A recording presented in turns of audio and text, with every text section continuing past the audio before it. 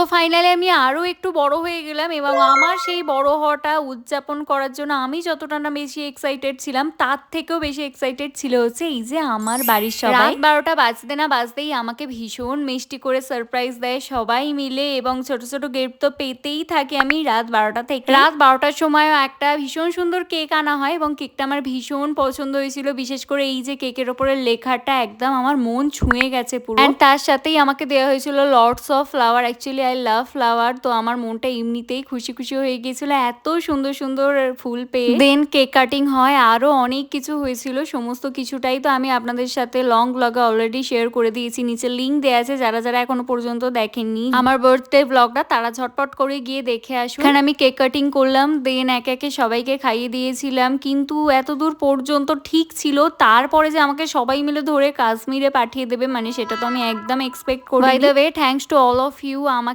এত সুন্দর সুন্দর বার্থডে উইশ করার জন্য। বার্থডে গিফট হিসাবে আপনাদের সবার থেকে একটা জিনিসই চাইবো, একটু সাপোর্ট করবেন।